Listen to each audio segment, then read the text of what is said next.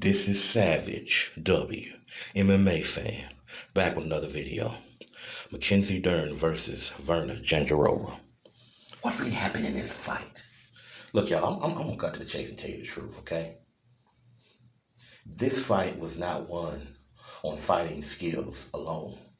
I repeat, this fight was not won on fighting skills alone. What I mean by that? Well, for all of this Jason Perillo shit, going to show Mackenzie Dern how to become a world-class striker, or at least a very improved striker in mixed martial arts. You know, Jandiroba, I have to give her props before I go any further. Jandiroba looked kind of impressive in spots as a striker in this fight. I personally thought that she outstruck one Mackenzie Dern. Miss, I'm an approved fucking striker. But as we're going to see in this analysis, it's really the same old Mackenzie Dern with maybe just 5 or 10% improvement, maybe, and the same fucked up tendencies. I mean, look, Jandiroba, again, she's not the happiest camper on the feet, but to me, I think she was smoother. I think she was steady. I think she was catching with Mackenzie Dern quite a bit. Some overhand rights, some straight rights, a decent fucking jab. I mean, what more can you ask of somebody who's primarily a jiu-jitsu specialist in MMA? I mean, this was impressive to me. I mean, and this right here. So Mackenzie did have a nice jab through this fight. By the way, I'm not going to go completely in order with my breakdown of this 3-round fight. We're just going to jump around a little bit. But here's something. Like Mackenzie Dern, she throws a jab and she doesn't even look. How many times did Jason Perillo had to tell her, Mackenzie, pick your damn big-ass football head up. Look when you strike. There were numbers of times that when she was throwing wild punches and not even looking. I'm telling you, that doesn't bode well for the future. I'm telling you, that's not a good fucking thing. But she does catches, Jandiroba here and there. The first round, I guess you can give it to Mackenzie Dern because she was a little bit more of the aggressor and whatnot. But nothing too significant in the first round.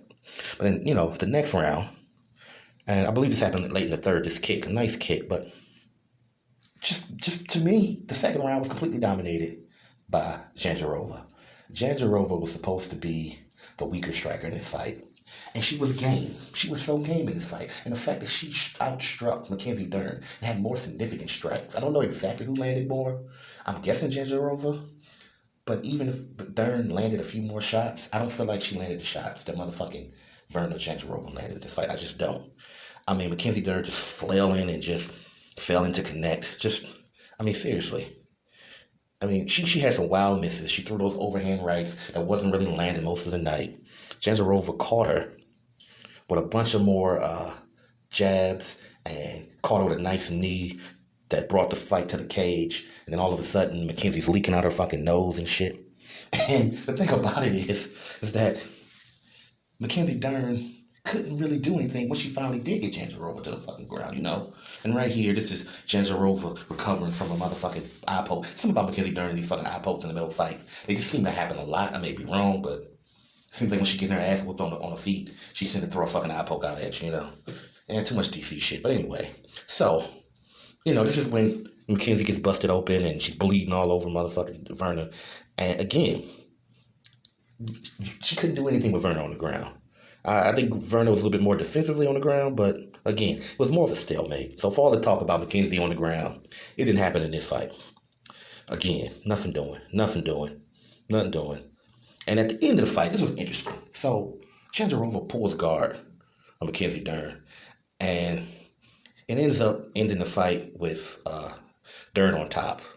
And the thing about this shit is that, I guess it made it look good for Dern to end the fight on top. But to be honest with you, what did it really do? To me, Verna still won the damn fight at the end of the day. Now, let me just get to what I really want to say, okay? In any close decision, okay, between these two fighters, between Dern and Jandiroba, y'all can feel however you want to about this. Y'all know how much I'm into the actual fighting or WMMA, but come on, let's just be real. Motherfucking big creamy button to smile is going to beat Doogie Howser MD every fucking time. Every goddamn time, okay? And the fact that this fight was called a unanimous fucking decision was a disgrace, and it's absolutely unforgivable by these pork belly eating fucking judges that don't know the difference between a motherfucking takedown and a motherfucking takeout. You know what I'm saying? But anyway, so at the end of the motherfucking day, you got Joe Rogan goofy ass over there, sweaty fucking baked bald head, wrinkled head ass talking about, oh, this fight is turning into a slobber knocker. Now I don't know what he means by slobber knocker, But in the way it sounded, it just looked like he was staring at Mackenzie Dern's ass the whole fight. I'm sorry. And I don't know what they were seeing because there was a lot of fucking sloppy work by Mackenzie Dern at the end of this fucking fight. And you know, my feeling is that Mackenzie Dern got away with one.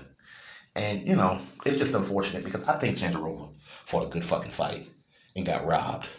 She got robbed by the mob of motherfucking Mackenzie Dern simps. But you know what?